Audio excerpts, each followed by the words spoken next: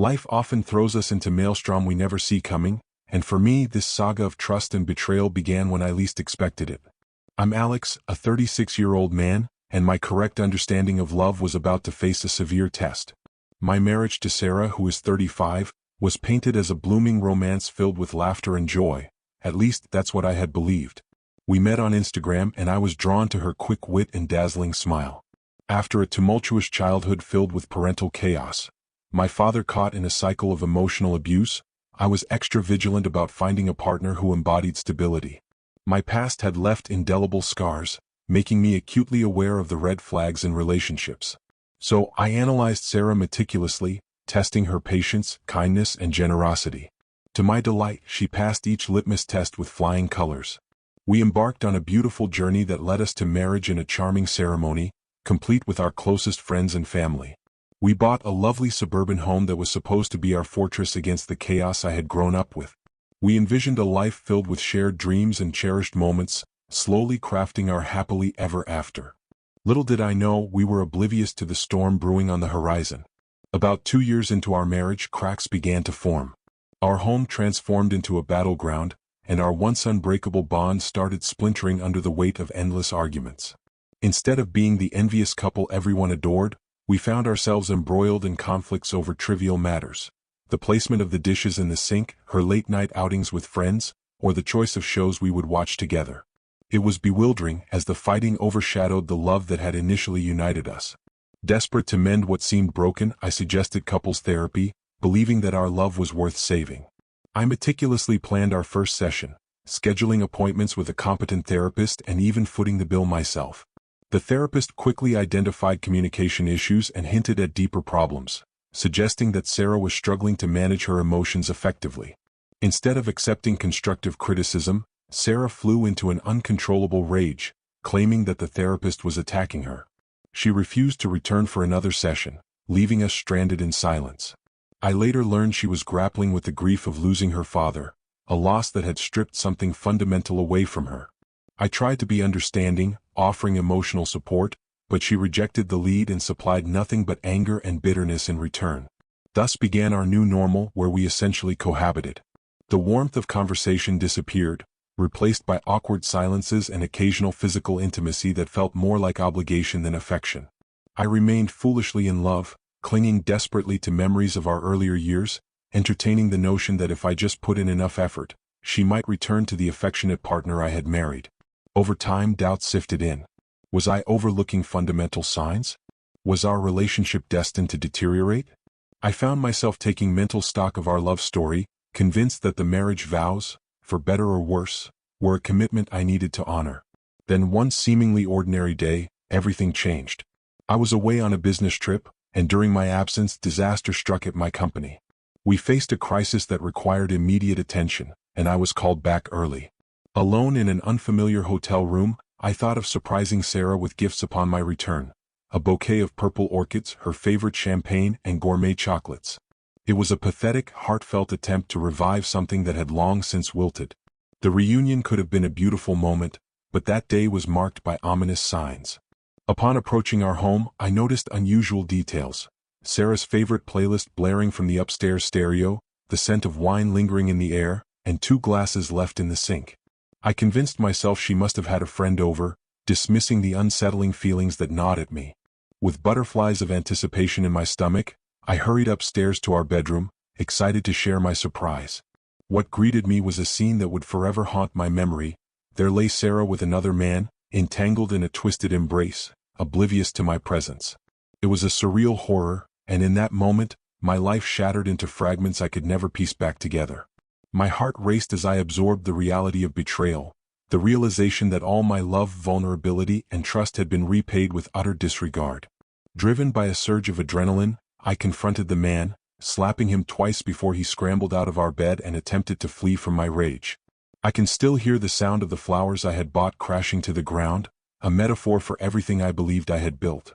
How could she betray me in such a manner? The facade of our life together crumbled, and while I struggled to comprehend the scene before me, Sarah displayed a disturbing nonchalance. Rather than showing remorse or fear before me, she dared to act inconvenienced by my early return home, offering nothing but indignation for my discovery of her infidelity. As hysteria consumed me, I stood frozen, watching my wife frantically dress herself, as if we were merely two strangers who happened to cross paths. When I turned to face her, the woman I had loved now felt utterly foreign, her demeanor eerily calm and collected even amid chaos. I left our home, suffocated by anxiety and disbelief, and fled to the sanctuary of my friend Ben's apartment. The whiskey he poured was a balm for my turbulent mind, even as he insisted I needed a lawyer, someone who could help me navigate the storm ahead with more clarity.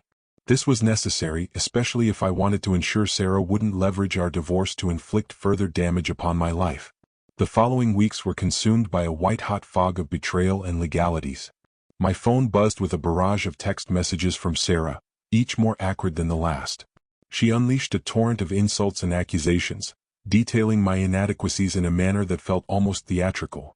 I had always known that divorce was messy, but I never anticipated it would be drenched in this much vitriol. Through Ben's encouragement, I began documenting everything, every text, every email, building a case against the woman I had once loved. As each day passed, I found myself trapped in a nightmarish cycle of despair, gradually succumbing to defeat as I learned more about the legal system's intricacies. I attended countless meetings with various lawyers, many of whom offered no real hope, while others demanded exorbitant retainers. By sheer luck, I finally found Lucas, an attorney who resonated with my plight and empathized with my situation. He was experiencing a burgeoning confidence about our case and genuinely cared about helping me navigate the emotional terrain laid before us. But things took a turn for the worse. Sarah was not only unyielding but even more stubborn than I had imagined, choosing to prolong the divorce proceedings at every opportunity. She missed appointments, neglected to produce necessary documentation, and seemed intent on burying me beneath a mountain of legal red tape. One evening, as I sought distraction, I ventured into a local independent bookstore, yearning for an escape from my overwhelming reality. As I wandered through the aisles, my gaze fell upon a radiant woman, Emma, who radiated an infectious enthusiasm. She was deeply engrossed in discussing modern sci-fi and its nuanced narratives. Engaging in conversation with her felt electric, and our connection quickly flowered into a delightful exchange of ideas. Despite being in the throes of my divorce, Emma's warmth was a gentle beacon that pulled me from my emotional abyss. I found camaraderie in her understanding nature, and we exchanged numbers as the sparks of genuine connection ignited between us. It was cherry blossoms blooming in springtime, an abrupt contrast to the shadows of betrayal that loomed behind me. Back in the whirlwind of my divorce, Sarah's poisonous behavior merely intensified. She became an expert at sending me taunts through text messages, boasting about her new relationship while dissecting my flaws in brutal detail. It was as if she fed off my emotional downfall, and with every word, I felt a piece of my strength erode. However, amidst these tensions, I continued to strengthen my relationship with Emma. On our first date, I confessed my ongoing marital troubles. To my surprise, Emma responded with kindness and humor. She remarked, "Well, at least now I know you're honest about your baggage." Her unfazed reaction brought me a sense of relief I hadn't experienced in a long time. But just as I started to care for Emma, the relentless storm of my past reared up once more. One evening, after a lovely day spent with Emma, we headed to her car when the world around us spiraled into chaos. Out of nowhere, Sarah's car sped toward us like a bullet. I instinctively reached for Emma and yanked her out of harm's way, but the impact was swift and catastrophic.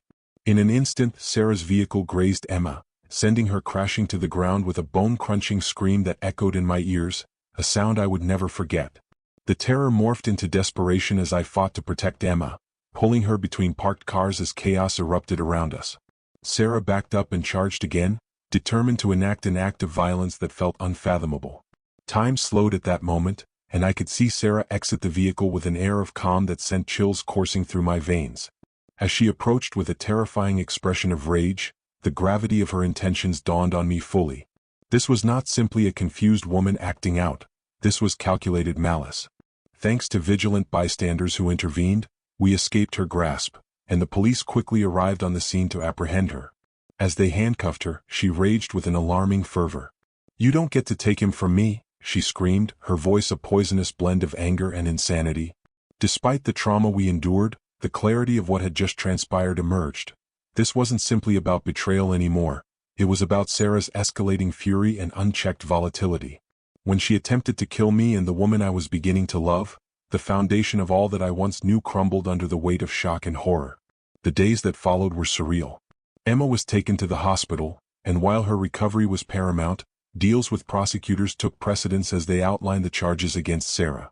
The sheer volume of evidence against her was staggering, but it was the footage from the security cameras that painted the most chilling picture.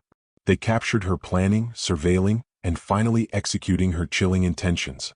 When the prosecutor presented the case against Sarah, they revealed a tape that showcased her methodical attempts to run us down. Each angle highlighted her premeditation, waiting, stalking, and anticipating the moment to pounce. The jury watched in stunned silence as they processed the horror of what had unfolded. Every moment felt like an eternity, and amidst the technicalities of the trial, I held my breath in anticipation of what justice would ultimately entail.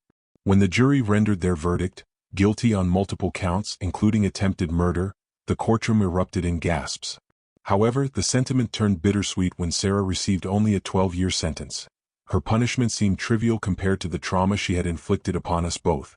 Each day, I wrestled with the knowledge that she had attempted to end 2 lives, yet she might emerge intact, potentially leaving me feeling vulnerable once more. But the most rewarding victory arrived when the divorce proceedings resumed, strips of her power diminishing with the conviction in hand. Due to her actions, Sarah's claims for alimony were dismissed outright. The judge stated unequivocally, "You receive no support from the man you tried to kill." Finally, free from the shackles of emotional and legal manipulation, I focused on rebuilding my life with Emma. We embraced the present moments, forging ahead unbound by the chains of trauma.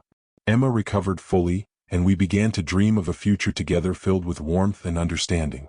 Together, we carved out new memories, navigating life hand in hand and embarking on adventures as we established a life untethered from pain.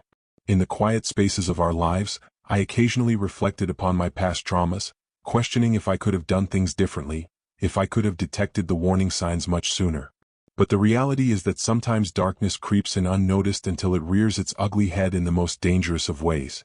Today, I embrace the lessons learned through this tumultuous journey. I have come to understand that healing is not linear but gradual, an ongoing pursuit of balance and joy. With Emma by my side, I feel a breath of hope and the promise of love flourishing anew. As we look toward a future together, potentially entwined in marriage, I find solace in knowing that the shadows of betrayal no longer define me.